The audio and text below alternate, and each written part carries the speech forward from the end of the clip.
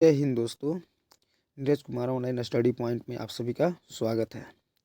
आज मैं पुनः आप लोगों के लिए एक वीडियो लेकर के आया हूँ। इस वीडियो के माध्यम से मैं आप लोगों को 10वीं क्लास की संस्कृत विषय के बारे में बतलाऊंगा, जिसमें इस वीडियो के माध्यम से आज हम लोग संस्कृत विषय के जो वस्तुनिष्ठ प्रश्न हैं उनमें 100 प्रश्नों के बारे में आज हम लोग चर्चा करेंगे।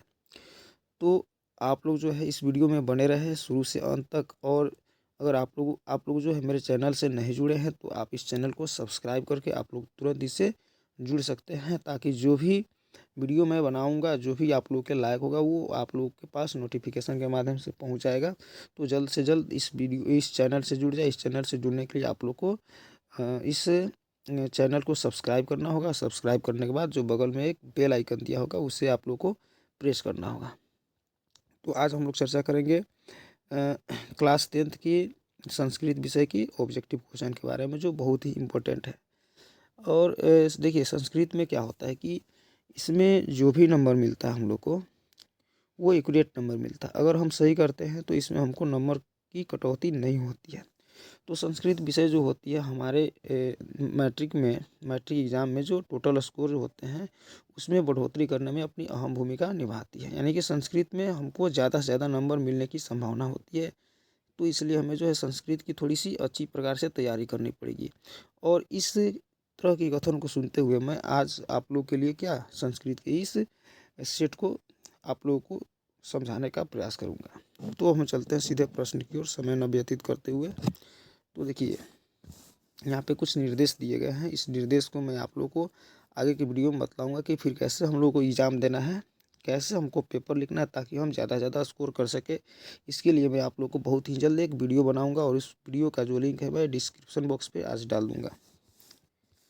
तो देखिए, अब हम चलते हैं सीधे यहाँ पे खंड अ। इसमें कह रहा है, देखिए, हमको इस प्रश्न को हल करने से पहले जो निर्देश दिया गया होता है उस निर्देश को हमें ध्यानपूर्वक पढ़ना होता है। जैसे कि यहाँ कह रहा है कि निम्नलिखित प्रश्न संख्या 1 से 100 तक के प्रत्येक प्रश्न के लिए एक ही विकल्प सही है। यहाँ पे 4 ऑप्शन दिया हुआ है। चारों ऑप्शन में जो है एक ही ऑप्शन जो है सही है, और उसमें से चारों में से केवल एक को ही चुनना है। फिर कह रहा है कि इनमें से 50 प्रश्नों का सही उत्तर प्रपत्र में चिन्हित करें। यानी कि यहाँ पे हमको प्रश्न पूछ रहा है 100 और हमको जवाब देना है कितना, मात्र 50 प्रश्नों का ही जवाब देना है। यानी कि आज की डेट में जो है इस कोरोना पैंडेमिक को देखते हुए जो परीक्षा को बहुत ही आसान कर दिया गया है। इसलिए अभी आप लोग के पास बहुत बढ़िया अवसर है कि आप लोग जो है अच्छे से अच्छे स्कोर कर सके हर विषय में। तो हम चलते हैं सीधे प्रश्न की ओर।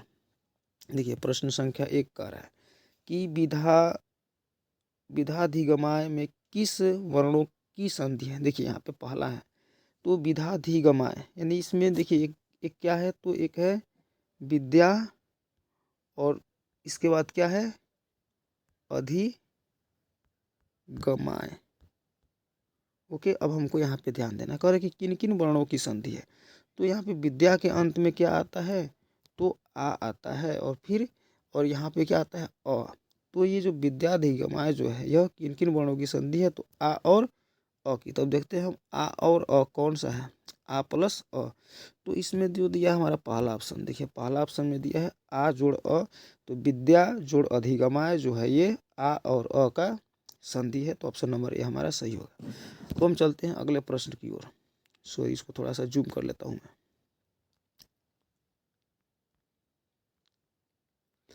अगला प्रश्न कह रहा है कि किसमें वर्णों के मेल से विकार होते हैं। देखिए, यहाँ प्रश्न संख्या 2 कह रहा है कि यहाँ पे हमारे पास 4 ऑप्शन दिया है। इन चारों ऑप्शन में से कौन से ऑप्शन ऐसे हैं जिसमें वर्णों के मेल से विकार होता है। तो वर्णों के मेल से जो विकार होता है वो किस में होता है, संधि में होता है। यानी कि दो वर्णों के मेल से जो विकार उत्पन्न होता है उसको संधि कहते हैं। तो ऑप्शन नंबर बी हमारा सही होगा, संधि। अगला क्वेश्चन करेंगे, संस्कृत लेखिका का विग्रह क्या होगा। देखिए, जो संस्कृत लेखिका का समास विग्रह करने की बात हो रही है, तो संस्कृत लेखिका मतलब कि संस्कृत की लेखिका, यानी कि ऑप्शन नंबर सी हमारा सही होगा, संस्कृतस्य लेखिका। इसका हिंदी अर्थ हो जाएगा संस्कृत की लेखिका। अब हम चलते हैं प्रश्न संख्या 5 में। प्रश्न संख्या 5 क्या कह रहा है कि वैदिकम च ततम युगम का समस्त पद क्या होगा। यहाँ पे देखिए, 3 नंबर प्रश्न में हमको विग्रह करने के लिए बोल रहा था, लेकिन चौथे प्रश्न में हमें क्या करना है, यहाँ पे पहले से बिगड़ा है, इसको हमें जोड़ना है। तो वैदिकम च ततम युगम, जो इसका जो समस्त पद क्या होगा, तो इसका समस्त पद हमारा हो जाएगा ऑप्शन नंबर डी, वैदिक युगम। अब हम चलते हैं अगले क्वेश्चन, प्रश्न संख्या 5 में कह रहा है कि संस्कृत में कितने कारक होते हैं। ये तो बहुत ही आसान है कि संस्कृत में जो होते हैं कारक की संख्या 8 होती है, जिनमें एक है कर्ता, कर्म, कर्ण, संप्रदान, अपादान, आपका एक है संबंध, एक अधिकरण और एक संबोधन। यानी कि संस्कृत में जो है कारकों की जो संख्या होती है वो 8 होती है। तो ऑप्शन नंबर बी हमारा सही होगा। अगला प्रश्न 6, सप्तमी विभक्ति के अर्थ में किस कारक का प्रयोग किया जाता है। तो 7वें नंबर पे कौन से कारक आते हैं, तो 7वें नंबर पे हमारे आते हैं अधिकरण कारक। तो ऑप्शन नंबर बी सही होगा।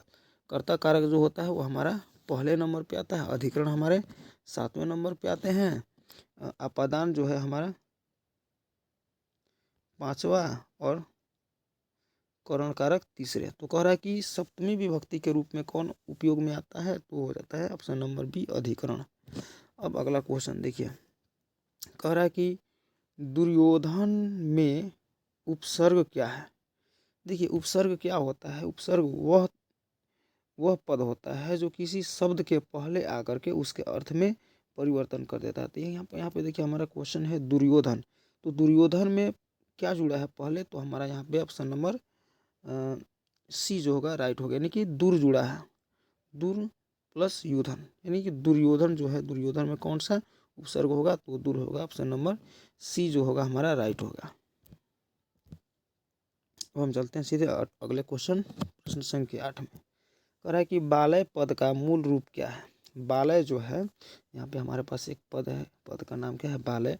बालय का जो मूल रूप क्या है, तो बालय का जो मूल रूप है हमारा ऑप्शन नंबर डी सही होगा, बाल। अगला क्वेश्चन 9 नंबर, दात्री शब्द के प्रथमा विभक्ति एक वचन का रूप कौन सा होगा। देखिए दात्री शब्द रूप अब हमको याद करना पड़ेगा। तो दात्री शब्द रूप जो होता है इसकी प्रथमा विभक्ति और एक वचन में जो रूप होता है वो कौन सा होता है, तो इसका आंसर जो हो जाएगा हमारा ऑप्शन नंबर ए, दाता। फिर हम चलते हैं अगले क्वेश्चन, प्रश्न संख्या 10 में, चर किस लकार का रूप है। चर, तो देखिए लकार जो होते हैं वो यहाँ पे हमारे पास 4 ऑप्शन दिया है, लट लकार, लोट लकार, लिरिट लकार, लंग लकार। देखिए लट लकार जो होता है, सॉरी इसको हम लोग थोड़ा सा देखते हैं। लट लकार को जो होता है हम इसको बोलते हैं वर्तमान काल, लिरिट लकार को भविष्यत काल, लंग लकार को भूतकाल, और लोट लकार जो होता है इसको हम लोग अनुज्ञा बोलते हैं। तो यहाँ पे जो होगा च जो है किस लकार का रूप है, तो च जो है हमारा लट लकार का रूप है, ऑप्शन नंबर बी, लोट लकार का रूप है, ऑप्शन नंबर बी हमारा राइट होगा। हम चलते हैं अगले क्वेश्चन पे, प्रश्न संख्या 11 कह कि द्रक्ष्यति किस धातु का रूप है। तो ये बहुत ही सिंपल सा सवाल था, द्रक्ष्यति जो है वो दृश्य धातु का रूप है, ऑप्शन नंबर ए हमारा राइट होगा। अब हम चलते हैं अगला क्वेश्चन 12 नंबर पे, देखिए 12 नंबर क्या कह रहा है कि कंपमानम पद में कौन सा प्रत्यय लगा है। तो देखिए अब ये उपसर्ग के बारे में हम लोगों ने पढ़ा, अब ये हमारा अगला क्या है, तो यह एक प्रत्यय की बात हो रही है। तो प्रत्यय क्या होता है, वो किसी शब्द के अंत में लग करके उसके अर्थ में कुछ परिवर्तन कर देता है, उसको हम लोग प्रत्यय बोलते हैं। तो यहाँ पे हमारे पास एक सवाल जो आया है, सवाल क्या है कि कंपमानम में जो है कौन सा प्रत्यय लगा हुआ है, तो इसका आंसर जो हो जाएगा हमारा ऑप्शन नंबर ए, सानस प्रत्यय। क्या लगा है, तो सानस प्रत्यय लगा है। अब हम चलते हैं अगले प्रश्न संख्या 13 की चर्चा करते हैं, भू प्लस अक्तवा से कौन सा पद बनेगा। देखिए बहुत ही सिंपल सा सवाल, भू में अक्तवा प्रत्यय लगा है, भू में कौन सा प्रत्यय लगा है, तो अक्तवा प्रत्यय लगा है, तो इससे क्या बनेगा, तो भूतवा बनेगा। अगर पठ में लगेगा तो पठित्वा बनेगा, गच्छ में लगेगा तो गम धातु में लगेगा तो गच्छित्वा बनेगा। तो ऑप्शन नंबर इसका बी राइट होगा। अगला क्वेश्चन 15, धार्मिकम में कौन सा तद्धित प्रत्यय है। तो देखिए धार्मिकम जो शब्द है इसमें कौन सा तद्धित प्रत्यय की बात हो रही है, तो इसका जो आंसर हो जाएगा हमारा ऑप्शन नंबर ए सही हो जाएगा, नहीं कि ठक प्रत्यय है। अगला क्वेश्चन, अज का स्त्रीलिंग रूप क्या होता है। अज जो होता है, अज का जो स्त्रीलिंग रूप जो होता है वो क्या होता है, ये हमारा क्वेश्चन है। तो अज का स्त्रीलिंग को हम लोग अजा बोलते हैं। ऑप्शन नंबर ए सही होगा।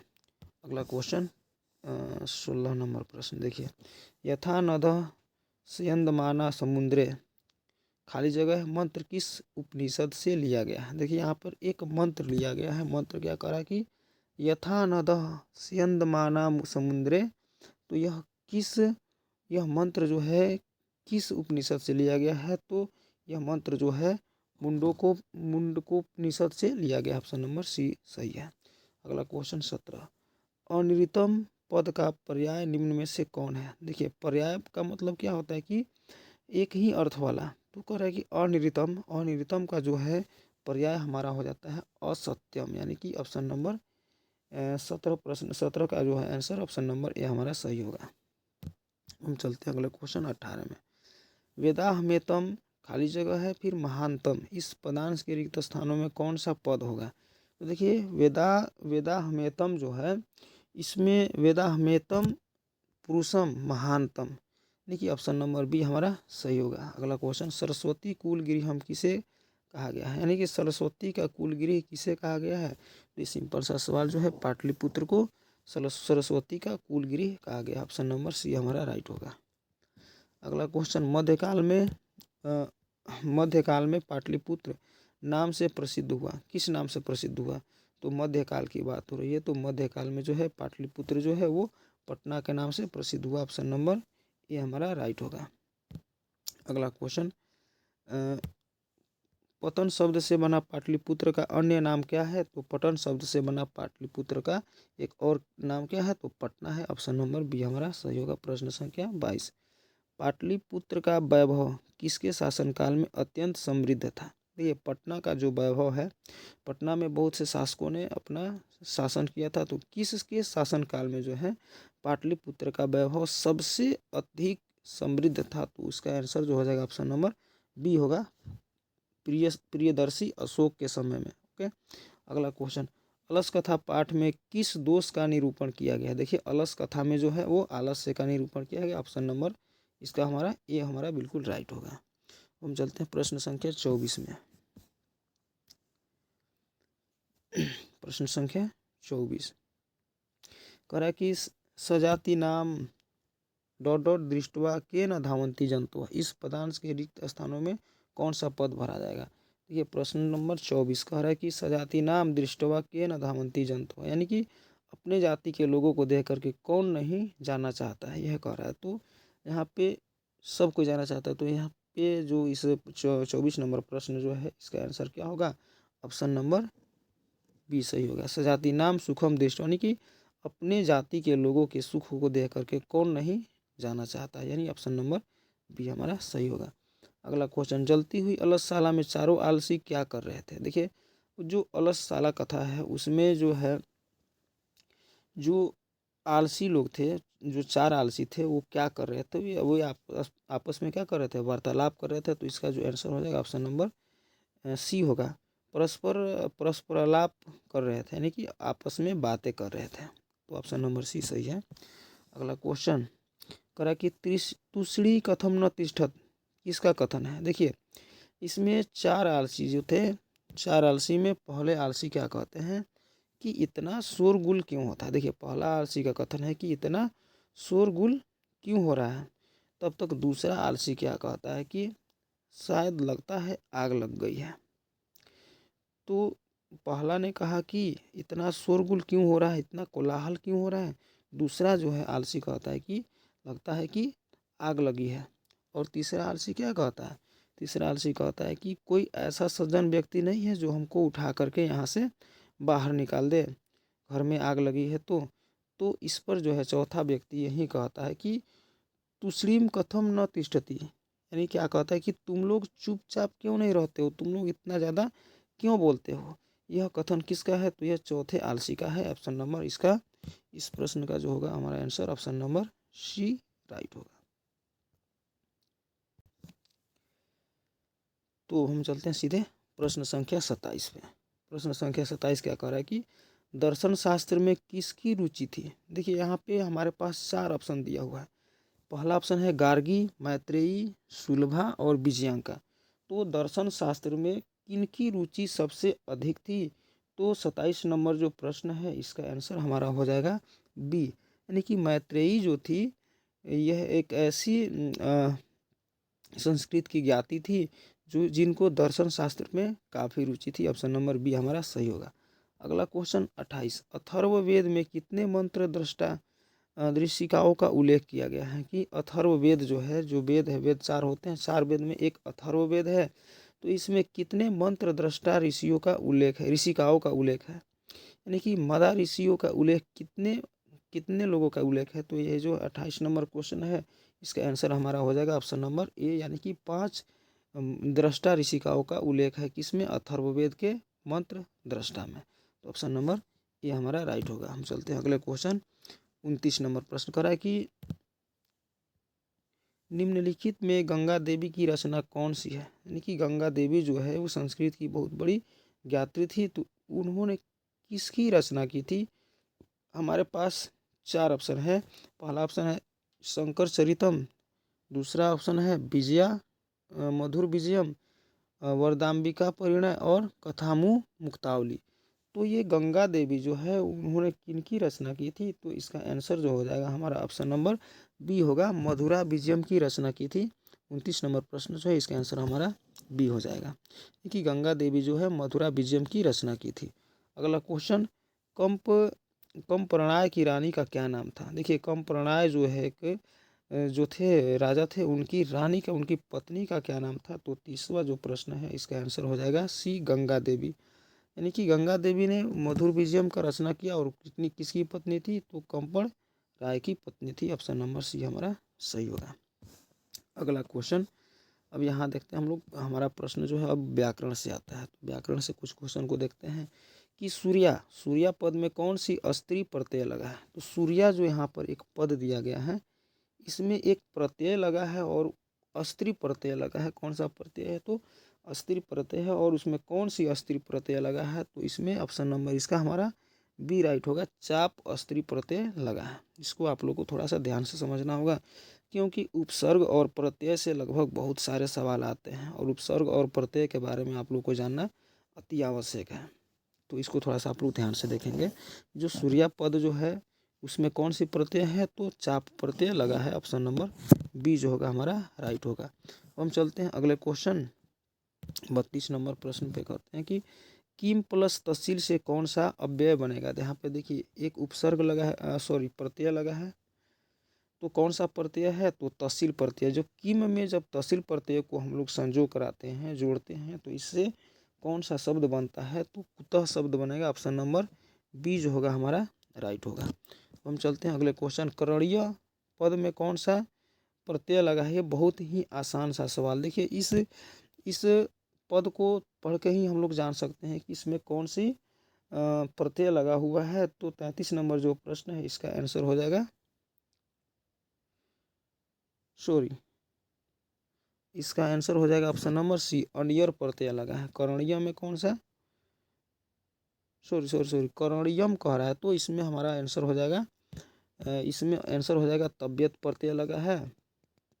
तो ऑप्शन नंबर इसका ए राइट होगा। अगला क्वेश्चन 34 की धाव धातु की विधिलिंग लकार प्रथम पुरुष एक वचन का कौन सा रूप होगा? देखिए तो धाव धातु है, धावती धावतः धावंती, तो हमको कह रहा है कि विधिलिंग, अगला जो है विधिलिंग जिसको चाहिए बोलते हैं, विधिलिंग का प्रथम पुरुष एक वचन। जैसे पठ धातु का क्या होता है? पठतु, तो धाव धातु का क्या होगा? धावतु। यानी कि 34 नंबर जो प्रश्न है इसका ऑप्शन नंबर 34 प्रश्न है इसका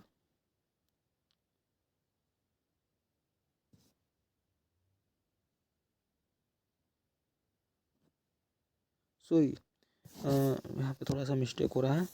तो देखिए जो पठ धातु जो है विधिलिंग में पठ धातु का क्या होता है? तो पठेत पठेताम पठेयु होता है। पहला जो है पठेत पठेताम और एक होता है पठेयु। ओके, तो देखिए पठेत जो है वह प्रथम पुरुष एक वचन का रूप है, तो हमारा धाव धातु का एक वचन का रूप क्या हो जाएगा? धावित हो जाएगा। यानी कि प्रश्न संख्या 34 जो है इसका आंसर कौन सा हो जाएगा? हमारा ऑप्शन नंबर डी करेक्ट होगा। अगला क्वेश्चन 35, भूपति शब्द का रूप किसके समान चलेगा। देखिए भूपति जो है यह एक शब्द रूप है, इसका जो शब्द रूप का जो है चालन कैसे होगा, किसके समान होगा। तो देखिए भूपति, देखिए भूपति का अंतिम पद को देखते हैं, भूपति, तो पति यहाँ पे है, तो इसका सिंपल सा जवाब हो जाएगा पति शब्द रूप के अनुसार ही भूपति का भी शब्द रूप चलेगा। ऑप्शन नंबर ए इसका राइट होगा। अगला क्वेश्चन 36 नंबर प्रश्न, किस पद में अधि उपसर्ग नहीं है, यानी कि वह कौन सा पद है जिसमें अधि उपसर्ग नहीं है, अधि नहीं लगा है। देखिए यहाँ पे हमारा ऑप्शन नंबर ए कह रहा है अध्ययन, 2 में अध्यक्षता, 3 में अधिगम और चौथा में अधर्म। देखिए अधि उपसर्ग नहीं है किसमें, तो 36 नंबर जो प्रश्न है इसका आंसर हमारा हो जाएगा ऑप्शन नंबर डी, अधर्म में जो है अधि प्रत्यय नहीं लगा। देखिए यहाँ पे अधि यहाँ पर भी नहीं है, ऑप्शन ए में भी अगर देखा जाए तो, लेकिन यहाँ पे अ के बाद आधा ध है, फिर अ के बाद आधा ध है, यहाँ पे टोटल अधि है। तो इसमें कह रहा है कि किसमें अधि उपसर्ग नहीं लगा है, तो ऑप्शन नंबर डी हमारा बिल्कुल राइट हो जाएगा। अगला क्वेश्चन, धिक अव्यय के योग से कौन सी विभक्ति होती है। तो धिक अव्यय के योग से कौन सी विभक्ति होती है, इसका आंसर जो हो जाएगा हमारा ऑप्शन नंबर ए हो जाएगा, चतुर्थी विभक्ति। तो अब हम चलते हैं अगले क्वेश्चन पे, कविसु कालिदास श्रेष्ठ। अब देखिए यहाँ पे हमको सूत्र व्याख्या की बात हो रही है, तो कह रहा है कि कविसु कालिदास श्रेष्ठ, यानी कि कवियों में कालिदास श्रेष्ठ है। तो यह किस सूत्र पे आधारित है, तो यह हमारा किस सूत्र पे आधारित है, 38 नंबर प्रश्न जो है इसका आंसर हो जाएगा हमारा सी, यतस्य निर्धारणम। यह सूत्र जो है किस पर आधारित है, ये जो हमारे पास एक वाक्य दिया है कविसु कालिदास श्रेष्ठ, इस पे आधारित है। ऑप्शन नंबर सी जो होगा इसका राइट होगा। कह रहा है कि किसमें अव्ययी भाव समास नहीं है। देखिए सबसे पहले हमको समझना है कि यह अव्ययी भाव समास होता क्या है, यानी कि वैसा समास जिसका पहला पद जो होता है एक अव्यय होता है, उसको अव्ययी भाव समास कहते हैं। देखिए सशरीरम, शरीरम के पहले एक पद लगा है स, फिर निर्बाधम, बाधम के पहले क्या लगा है निर, और दिनम के बाद पहले लगा है प्रतिदिनम। तो लंबोदर जो है यह तो बहुब्रीहि समास है, बाकी तीनों के तीनों क्या है अव्ययी भाव समास है। तो इसमें हमारा क्वेश्चन क्या करा कि किसमें अव्ययी भाव समास नहीं है, तो ऑप्शन नंबर बी जो होगा हमारा राइट होगा, यानी कि लंबोदर जो है इसमें अव्ययी भाव समास नहीं है। हम चलते हैं अगले प्रश्न 40 नंबर में, किसमें समास विग्रह होता है, किसमें विग्रह होता है। ये क्वेश्चन कह रहा है कि किसमें विग्रह होता है, तो विग्रह जो होता है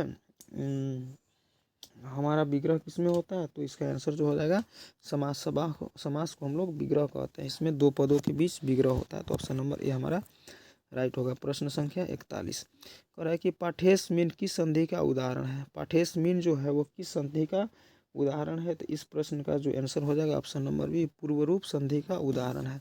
अगला क्वेश्चन, गति प्लस इति, गति धन इति की संधि क्या होगी, तो गति धन इति की संधि क्या हो जाएगी गतिति। ऑप्शन नंबर इसका ए सही होगा 42 नंबर प्रश्न का।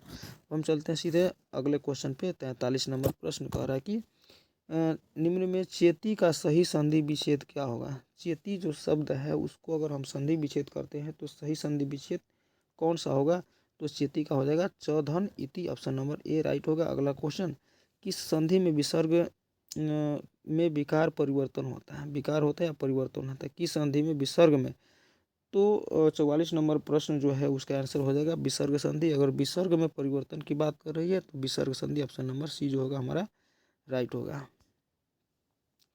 हम चलते हैं अगले क्वेश्चन पे, किस समास में उभय पद प्रधान होते हैं, यानी कि वैसा समास जिसमें दोनों पदों की प्रधानता होती है उसे किस नाम से जाना जाता है, तो दोनों पदों की प्रधानता होती है उसको हम लोग द्वंद्व समास के नाम से जानते हैं। ऑप्शन नंबर सी जो होगा हमारा राइट होगा। अगला क्वेश्चन, कर्ण कारक विधायक सूत्र निम्नलिखित में से कौन है। कर्ण कारक, यानी कि कर्ण कारक कौन सा है, तो तीसरा जो होता है इसका विभक्ति यही होता है। तो कर्ण कारक जो है निम्न में से कौन सा सूत्र है, तो देखिए यहाँ पे जो लिखा है 46 नंबर प्रश्न जो है इसका आंसर हमारा क्या हो जाएगा साधकम कर्णम, यानी कि ऑप्शन नंबर ए राइट होगा। अगला क्वेश्चन, भारत महिमा पाठ कहाँ से उद्गत है, तो भारत महिमा पाठ जो है वो ऑप्शन नंबर बी पुराण से लिया गया है। ऑप्शन नंबर बी इसका राइट होगा। अगला क्वेश्चन, अपगा का क्या अर्थ होता है? देखिए यहाँ पे समानार्थी की बात हो रही है। तो अपगा जो शब्द है, हमारे पास एक शब्द है अपगा। इस अपगा का क्या अर्थ होता है? तो इस अपगा का जो अर्थ होता है वो होता है नदी। ऑप्शन नंबर बी जो होगा हमारा राइट होगा। अगला क्वेश्चन, धर्म जाति प्रभदैव इहम, खाली जगह है भवंतः वसंती, रिक्त स्थान को उचित पद से भरे। तो देखिए यहाँ पर जो है खाली जगह जो है, इस खाली जगह में कौन सा पद भरा जाएगा? तो यहाँ पे हो जाएगा एकत्व भावम, यानी कि भारत में जितने भी जाति धर्म के लोग होते हैं सभी एक साथ एक भाव के साथ से रहते हैं। तो ऑप्शन नंबर जो है इसका सी राइट होगा। अब हम चलते हैं अगले क्वेश्चन की ओर।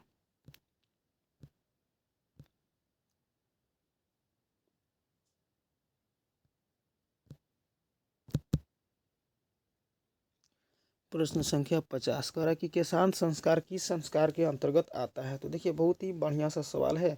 ये केशांत संस्कार जो होते हैं वो शैक्षणिक संस्कार के अंतर्गत आते हैं। ऑप्शन नंबर ए जो होगा हमारा राइट होगा। देखिए केशांत संस्कार जो होते हैं वो शैक्षणिक संस्कार का सबसे अंतिम संस्कार होता है। शैक्षणिक संस्कार में 4 प्रकार का संस्कार पाया जाता है, जिसमें से पहला जो होता है मुंडन होता है, दूसरा होता है अक्षर ज्ञान, फिर जो होता है श्लोक ज्ञान, और उसके बाद से के साथ संस्कार आता है। तो इसका आंसर जो हो जाएगा 50 नंबर प्रश्न का ऑप्शन नंबर सी से सही होगा। शिष्य वेदारंभ कहाँ करते हैं? तो जो भी शिष्य होते हैं, जो होते थे पहले के ज़माने में, प्राचीन काल में, तो उस समय जो होते हैं वे अपने वेदों का आरंभ कहाँ करते थे? तो ऑप्शन नंबर ए जो होगा वो राइट होगा, गुरु के गृह में, गुरु के घर पे ही रह करके वो करते थे। किस संस्कार का मुख्य कर्म गोदान होता है? देखिए 52 नंबर प्रश्न जो है इसमें कह रहा है कि किस संस्कार का जो है मुख्य कर्म गोदान होता है? तो इसमें जो है 52 नंबर प्रश्न जो होगा इसका आंसर होगा हमारा ऑप्शन नंबर बी राइट होगा, के साथ संस्कार। अब आते हैं अगले क्वेश्चन की ओर। कह रहा है कि इस किस संस्कार के अंतर्गत जात कर्म संस्कार दिया जाता है? 53 नंबर जो प्रश्न है इसका आंसर जो हो जाएगा हमारा ऑप्शन नंबर सी होगा, जन्म पूर्व, यानी कि जन्म पूर्व जो है, जन्म से पहले जो है एक संस्कार जो होता है जिसको जात कर्म संस्कार के नाम से जाना जाता है। अगला क्वेश्चन, कौन अविश्वासी पर विश्वास करता है? यानी कि जिस पर विश्वास नहीं किया जा सकता उस पर भी विश्वास करने वाले कौन होते हैं? तो होते हैं मूर्ख। ऑप्शन नंबर सी जो होगा इसका राइट होगा। अगला क्वेश्चन, किसकी रक्षा विशेष रूप से करनी चाहिए? तो हमें किसकी रक्षा जो है विशेष रूप से करनी चाहिए? इस प्रश्न का जो आंसर हो जाएगा वो हो जाएगा हमारा ऑप्शन नंबर डी, स्त्रियों की जो है रक्षा हमें विशेष रूप से करनी चाहिए। प्रश्न संख्या 56, शिक्षिका में कौन सा स्त्री प्रत्यय लगा है? तो देखिए एक शब्द है हमारे पास, शब्द है शिक्षिका। शिक्षिका में कौन सा स्त्री प्रत्यय लगा है? तो इस प्रश्न का जो आंसर हो जाएगा हमारा टाप, शिक्षिका में टाप स्त्री प्रत्यय लगा है। अगला क्वेश्चन, दीर्घ प्लस तरफ से कौन सा पद बनेगा? दीर्घ प्लस तरफ को जब हम लोग आपस में संधि जोड़ते हैं तो इसमें से कौन सा शब्द बनता है? इसका जो आंसर हो जाएगा दीर्घत्व। ऑप्शन नंबर सी राइट होगा। अगला क्वेश्चन, बालानाम गति जननी, प्रश्न निर्माण हेतु रेखांकित पद के स्थान पर उपयुक्त कौन सा पद है? देखिए यहाँ पे रेखांकित स्थान क्या है? बालानाम। तो इसमें कौन सा पद है? तो इस 58 नंबर जो प्रश्न है इसका आंसर हो जाएगा ऑप्शन नंबर ए, केशाम, यानी कि केशाम गति जननी। तो इसका आंसर हो जाएगा बालानाम गति जननी। ऑप्शन नंबर जो है ए राइट होगा। अगला क्वेश्चन 59, वृथा अवयव का अर्थ है? वृथा अवयव जो है उसका क्या अर्थ होता है? तो वृथा का मतलब क्या होता है? देखिए वृथा का मतलब होता है बेकार। ऑप्शन नंबर बी राइट होगा। अगला क्वेश्चन 60 नंबर प्रश्न, किस पद में तल प्रत्यय लगा है? देखिए यहाँ पे हमारे पास 4 ऑप्शन दिए हुए हैं। एक दिया है तदीय, फलितः, जनता और कुतः। इसमें से कौन से ऐसे प्रत्यय हैं जिसमें तल प्रत्यय लगा हुआ है? कौन से ऐसे पद हैं? तो देखिए 60 नंबर जो प्रश्न होगा इसका आंसर हमारा हो जाएगा सी, जो जनता है इसमें जनता में तल प्रत्यय लगा है। अगला क्वेश्चन, हसन में कौन सा प्रत्यय लगा है? देखिए मैंने बोला था कि जो है हम लोग को उपसर्ग और प्रत्यय से बहुत सारे सवाल पूछते हैं। तो ये देखिए आप लोग के सामने हसन में कौन सा प्रत्यय लगा है? 61 नंबर प्रश्न जो है उसमें हसन में जो है सत्री प्रत्यय लगा हुआ है। तो इसका आंसर जो हो जाएगा ऑप्शन नंबर ए। अगला क्वेश्चन, क्रेस्यति में कौन सी क्रिया धातु है? कौन सी धातु है? तो क्रेस्यति जो है उसमें कौन सी धातु है? प्रश्न संख्या 62 का जो आंसर हो जाएगा वो हो जाएगा ऑप्शन नंबर सी। क्री धातु से कृष्यति का निर्माण होता है। कृष्यति जो होता है वो लिरिट लकार का एक रूप होता है। लिरिट लकार प्रथम पुरुष और एक वचन का होता है। ऑप्शन नंबर ए सी इसका राइट होगा। अगला क्वेश्चन कह रहा है कि पति शब्द की तृतीय विभक्ति एक वचन का रूप में कौन सा होगा, यानी कि शब्द रूप कौन सा है, पति शब्द रूप।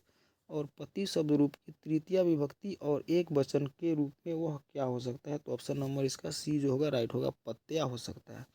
अगला क्वेश्चन, किस पद में अ उपसर्ग लगा है, अ व अ जो लगा है वो किस में लगा है, ऑप्शन नंबर इसका बी जो होगा हमारा राइट होगा, अ जोड़ रोध, अवरोध।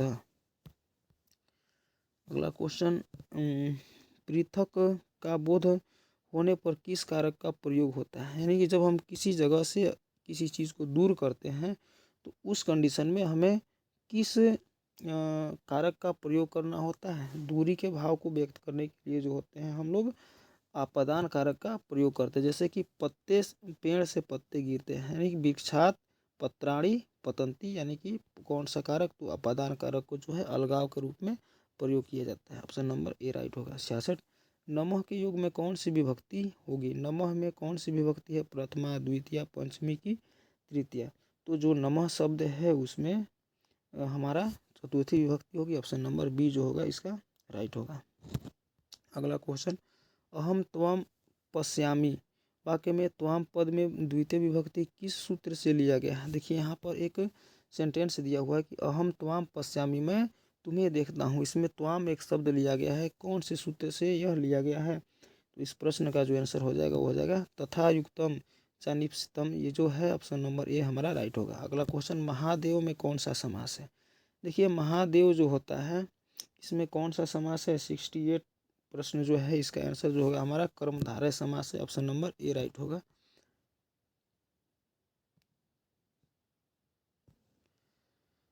प्रश्न संख्या 70, खेलन रतम में कौन सा समास है। खेलन रतम जो है 70 नंबर प्रश्न, इसका जो आंसर हो जाएगा ऑप्शन नंबर सी हमारा राइट होगा। कौन सा समास है, तत्पुरुष समास है। 71 नंबर प्रश्न जो है कि किस पद में स्वर संधि नहीं है, यानी कि वह कौन सा पद है जिसमें स्वर संधि के योग से उसका निर्माण नहीं हुआ है, तो 71 नंबर जो प्रश्न है इसका आंसर हो जाएगा ऑप्शन नंबर ए निश्चितम। अगला क्वेश्चन, किन वर्णों के मेल से य बनता है। देखिए य बनाने के लिए किन किन वर्णों की मेल होनी चाहिए, तो इसका जो आंसर हो जाएगा 72 नंबर प्रश्न जो होगा इसका आंसर हमारा हो जाएगा ऑप्शन नंबर बी, ई और अ के मेल से जो होता है य का निर्माण होता है। अगर यही कर देंगे अ और ई के मेल से क्या होता है, तो ए का निर्माण होता है ऑप्शन नंबर, तो इस प्रश्न का जो होगा आंसर ऑप्शन नंबर बी हमारा राइट होगा। अब हम चलते हैं अगले क्वेश्चन, प्रश्न संख्या 73, दीर्घ संधि का उदाहरण निम्नलिखित में से कौन है। दीर्घ संधि कह रहा है, तो दीर्घ संधि का उदाहरण यहाँ पे हमारे पास 4 ऑप्शन दिया है, विद्या जोड़ आलय, विद्यालय, पावक, देवेंद्र और सदैव। तो इसमें जो है दीर्घ संधि हमारा कौन सा है, विद्या जोड़ आलय, यानी कि आ और आ का यहाँ पर संयोग हो रहा है, इसलिए हमारा यह क्या हुआ, एक दीर्घ संधि हुआ। ऑप्शन नंबर ए हमारा राइट होगा।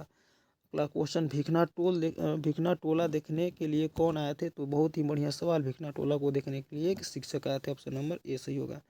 लक्ष्मी किसे प्राप्त होती है। देखिए लक्ष्मी जो होती है वो किसे प्राप्त होती है, तो 75 नंबर प्रश्न जो है इसका आंसर हो जाएगा बी, जो लोग उद्यमी होते हैं उसी को लक्ष्मी प्राप्त होती है। अगला है अर्थाभाव का क्या अर्थ है। अर्थाभाव, अर्थ मतलब क्या होता है, तो अर्थ मतलब हमारा होता है धन, तो अर्थाभाव का अर्थ क्या होता है, धन का अभाव। ऑप्शन नंबर ए हमारा राइट होगा। अर्थ मीन्स होता है धन और अभाव मीन्स उसका कमी, तो यहाँ पे धन और अभाव हमारा ऑप्शन नंबर ए बिल्कुल राइट होगा। अगला क्वेश्चन है बहुत बढ़िया क्वेश्चन, स्वामी दयानंद का परिवार किसका उपासक था, तो स्वामी दयानंद जो है उनके परिवार जो हैं वो विष्णु के उपासक थे। ऑप्शन नंबर बी हमारा राइट होगा। अगला क्वेश्चन, मूल शंकर को विरजानंद के दर्शन कहाँ हुए थे, तो विरजानंद से मूल शंकर जी जिसे हम लोग स्वामी दयानंद के नाम से बाद में चल करके जानते हैं, उनको जो है विरजानंद का दर्शन कब हुआ था, सॉरी कहाँ हुआ था, तो 78 नंबर प्रश्न जो है इसका आंसर हो जाएगा हमारा बी, कहाँ हुआ था, मथुरा में हुआ था।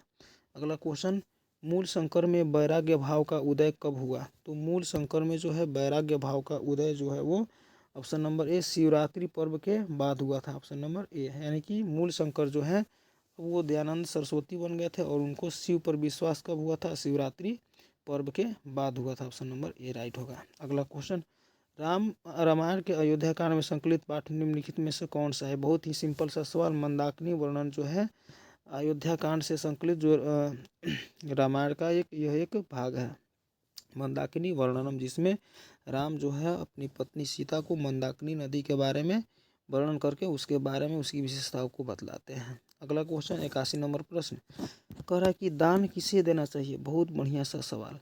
तो दान किसे देना चाहिए? तो 81 नंबर जो प्रश्न है इसका आंसर हो जाएगा हमारा ऑप्शन नंबर डी, दान जो है हमें गरीबों को देना चाहिए। अगला क्वेश्चन, त्वामहमुत्थापयामि किसका कथन है?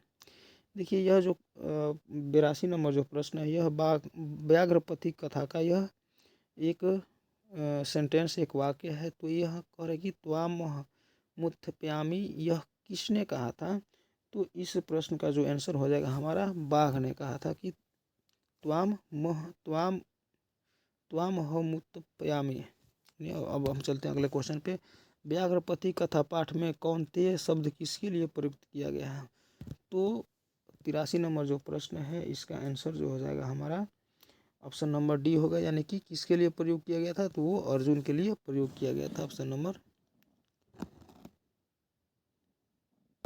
सॉरी इसमें अर्जुन के लिए नहीं बल्कि किसके लिए होगा? तो पथिक के लिए, ऑप्शन नंबर सी जो होगा इसका राइट होगा, ये हमारा गलत होगा। हम चलते हैं अगले क्वेश्चन पे। महतरा भिक्षाम याचे किसका कथन था? देखिए महतरा भिक्षाम याचे यह कथन किसने कहा था? तो 84 नंबर जो प्रश्न है इसका आंसर हो जाएगा बी, शक्र ने कहा था, ऑप्शन नंबर बी हमारा राइट होगा। अगला क्वेश्चन, सर्प की जिह्वा के समान चंचल कौन होता है? सांप के जिह्वा के समान चंचल कौन होता है? 85 नंबर जो प्रश्न है इसका आंसर हो जाएगा हमारा ऑप्शन नंबर ए, राज लक्ष्मी जो है सर्प की जिह्वा के समान चंचल है। अगला क्वेश्चन, कर्णस्य दानवीरता पाठ कहाँ से उद्धत है? तो कर्णस्य दानवीरता पाठ जो है वो कहाँ से? तो कर्ण भारम से, ऑप्शन नंबर ए जो होगा वो राइट होगा, यहाँ से वो उद्धत है कर्ण भारम। अगला क्वेश्चन, शरीर के नष्ट हो जाने पर भी मनुष्य का क्या नष्ट नहीं होता है? तब देखिए शरीर जो होता है मनुष्य का जब नष्ट हो जाता है इसके बावजूद भी मनुष्य का वह जो अंग है, जो उसके मनुष्य का वाणी जो है, उसकी बोलचाल जो है वो कभी भी नष्ट नहीं होता है। अगला क्वेश्चन, असहिष्णुता को कौन जन्म देता है? तो असहिष्णुता जो होता है वो उसको जन्म कौन देता है? तो इसका जो आंसर हो जाएगा 88 नंबर प्रश्न का जो आंसर हो जाएगा हमारा बी होगा, द्वेष से, झगड़ा झंझट से असहिष्णुता का जन्म होता है, ऑप्शन नंबर बी हमारा राइट होगा। अगला क्वेश्चन, देशों के बीच विवादों का समाधान करना किसका काम है? ये दो देशों के बीच जो विवाद होते हैं उसके बीच में जो समाधान को करने का कार्य किसकी जिम्मेदारी होती है? तो इसका जो आंसर हो जाएगा संयुक्त राष्ट्र संघ, ऑप्शन नंबर सी। अगला क्वेश्चन, योग दर्शन के प्रवर्तक कौन थे? तो योग दर्शन के प्रवर्तक थे हमारे पतंजलि महोदय। ये बहुत ही बढ़िया सवाल। पतंजलि जो है वो योग दर्शन के प्रवर्तक थे, ऑप्शन नंबर ए हमारा राइट होगा। अगला क्वेश्चन 91 नंबर प्रश्न कह रहा है कि आचार्य चरक की रचना कौन थी? देखिए आचार्य चरक ने किसकी रचना की थी? तो 91 नंबर प्रश्न जो है उसका आंसर हमारा हो जाएगा बी, चरक संहिता की रचना की थी किसने? आचार्य चरक ने। अगला क्वेश्चन फिर प्रत्यय से, किस शब्द में डीप प्रत्यय लगा है? यानी कि हमको यहाँ पे 4 ऑप्शन दिया है, युति, मारवी, मातुली, गुरवी और विदुषी। इसमें से कौन से ऐसे शब्द हैं जिसमें जो है डीप प्रत्यय का प्रयोग किया है? तो 92 नंबर प्रश्न का जो आंसर हो जाएगा ऑप्शन नंबर बी हमारा राइट होगा, यानी कि मातुली में जो है डीप प्रत्यय का प्रयोग किया गया है।